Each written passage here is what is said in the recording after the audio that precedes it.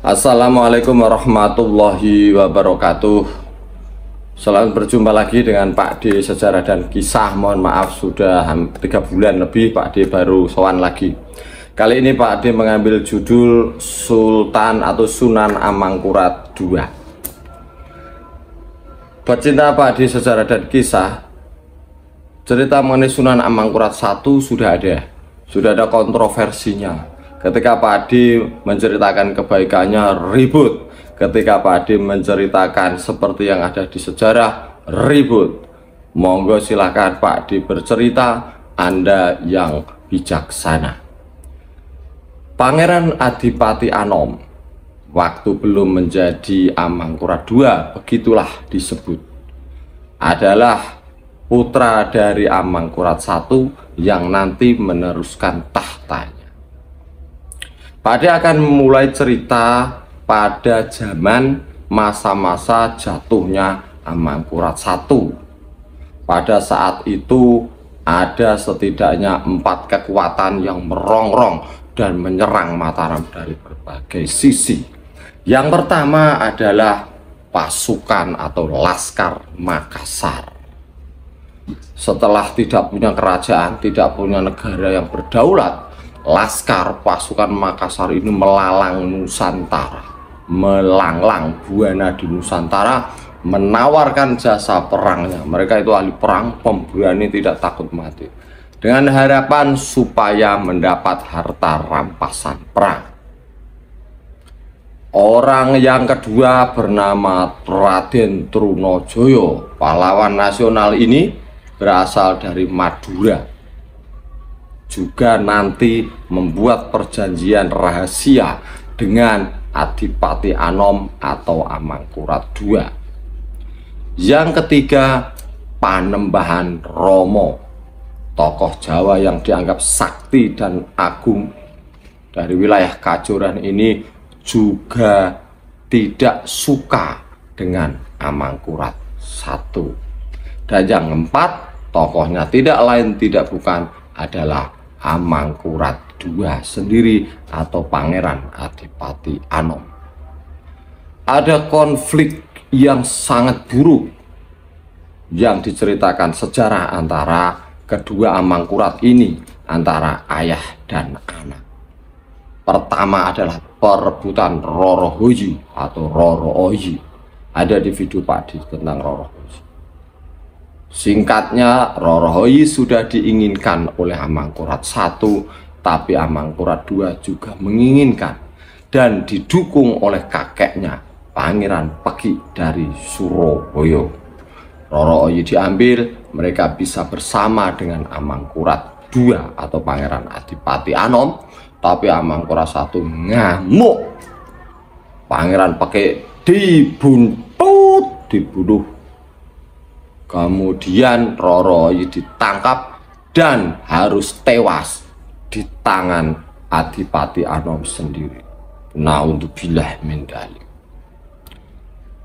Kisah ini juga terulang kekejaman antara ayah dan anak inti, yaitu ketika Amangkurat I diikuti oleh Adipati Anom menuju ke Tegal, ke barat, yang nanti akhirnya meninggal di Tegalwang. Ada kisah yang mengerikan bahwa Amangkurat I berniat untuk meracuni anaknya, tapi tidak berhasil. Bahkan dalam menemani ayahnya ke barat itu, dalam hati Adipati Anom memang berharap-harap agar ayahnya segera meninggal dunia. Kita kembali ke cerita yang tadi, Laskar Makassar.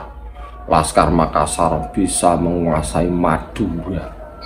Ditumpas itu tidak bisa karena pasukannya kurang kompak dan ada peran dari Amangkurat II atau Adipati Anom. Trunojoyo sudah menyeberang sampai di Surabaya. Ditumpas, geser ke Kediri, tapi dari Kediri itulah bisa memporak-porandakan istananya Amangkurat I. Kemudian cerita seperti tadi, Amangkurat I lari ke barat dan meninggal di Tegalwang. Lalu Adipati Anom menjadi Amangkurat II. Dia membuat perjanjian dengan Trunojoyo yang akan diberi kekuasaan. Apa yang terjadi? Ada video Pak di Trunojoyo, silakan dipersani. Perjanjian tidak ditepati. Amangkurat II pusing dan mengikuti perintah romonya bahwa harus bekerja sama dengan company. Dan memang berhasil, rodok berhasil, karena Laskar Makassar akhirnya bisa hilang. Dan Trunojoyo dengan susah payah akhirnya bisa tertangkap, bahkan ditusuk dengan keris sendiri oleh mantan sekutunya, yaitu Amangkurat II. Ngeri nggak politik? Setelah itu Jawa agak tenang.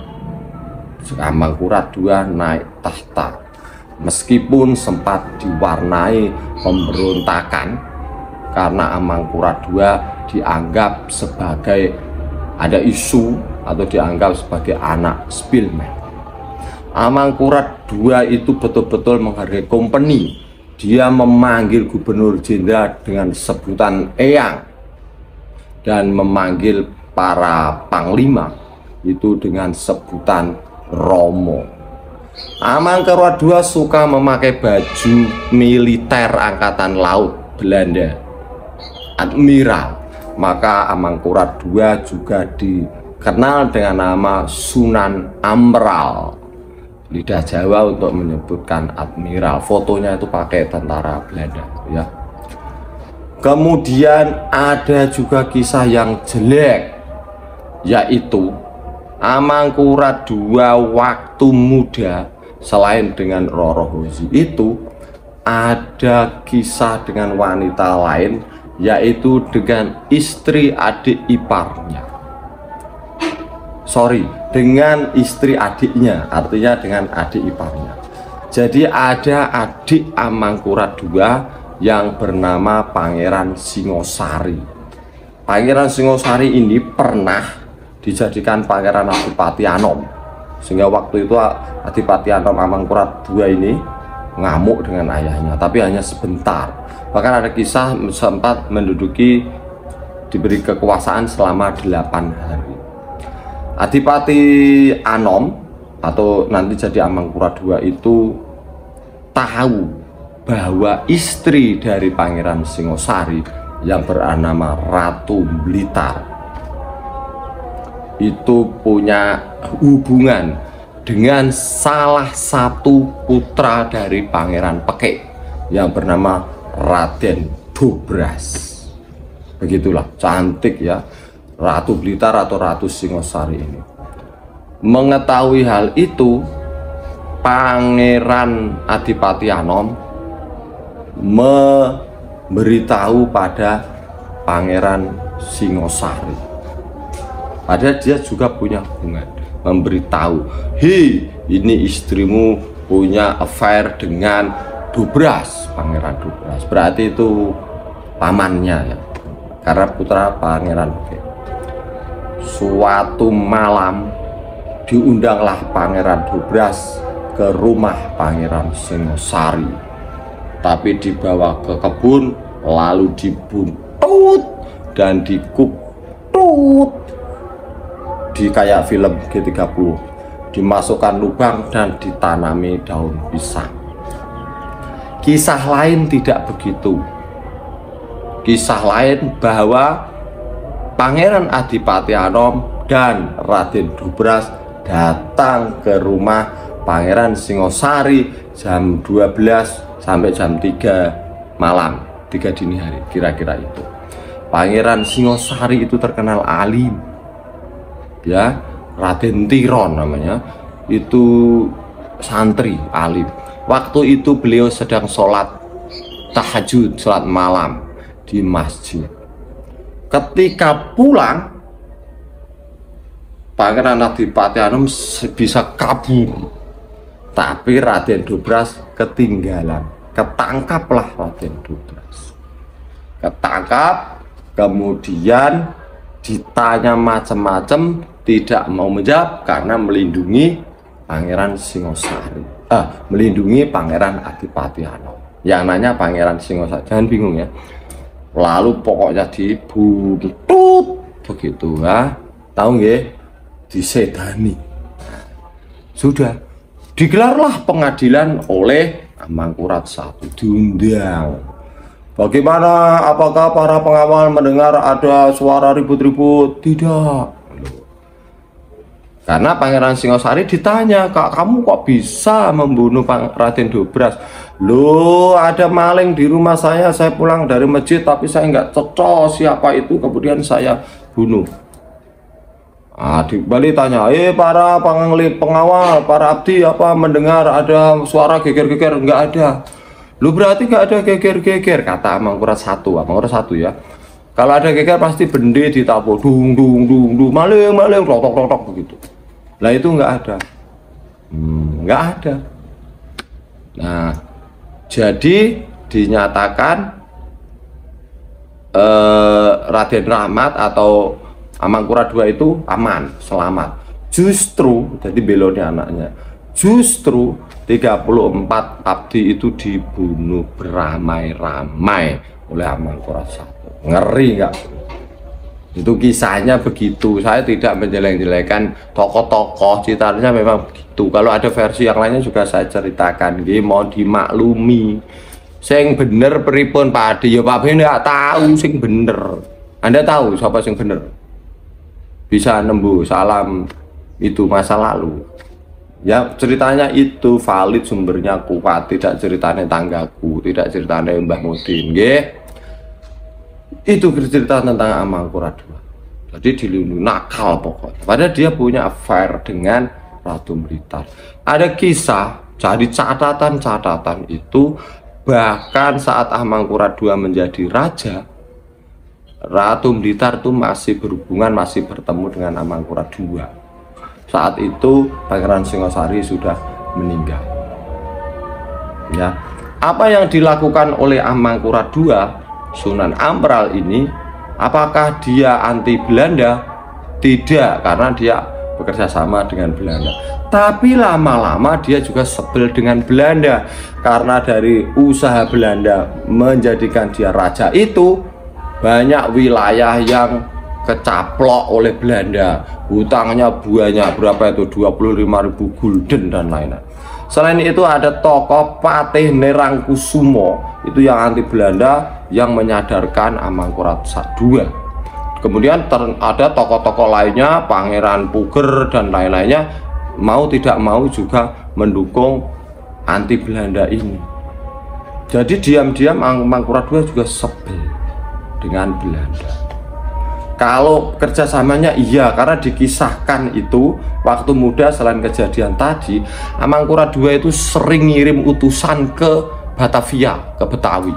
Ada 9 utusan yang tercatat. Salah satunya nanti itu yang jadi Demang Urawan.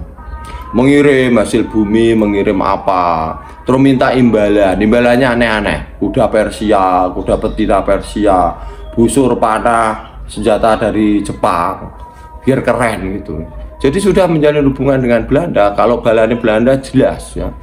Tapi setelah dia jadi raja, pusing juga kan, karena merasa tidak dihargai Belanda, dan Belanda ya begitulah mengeksploitasi, mengalahkan dia. Jadi ada orang-orang terutama Patih Nerangkusumo itu yang anti Belanda. Lalu datanglah tokoh yang bernama Untung Suropati. Ada videonya Pak Adi khusus tentang Untung Suropati. Jadi pintar atau bermuka 9 nggak tahu ya, bekerja sama dengan Untung Suropati di depan Belanda, seolah-olah memusuhi Untung Suropati, dan Untung Suropati berhasil memporak-porandakan Belanda. Bahkan Kapten Tak yang terbunuh itu geger di Belanda beritanya. Ngeri dan memalukan. Ngeri dan memalukan. Tapi akhirnya juga sama, Untung Suropati juga diburu, terus dijadikan musuh Mataram.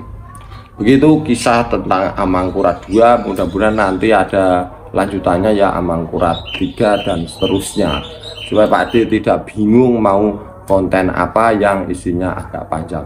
Makaten silakan berkomentar, silakan di-share, silakan dilengkapi yang salah. Terima kasih bagi yang sudah menonton, terima kasih bagi yang belum menonton, terima kasih yang menonton banyak, yang menonton sedikit. Assalamualaikum warahmatullahi wabarakatuh.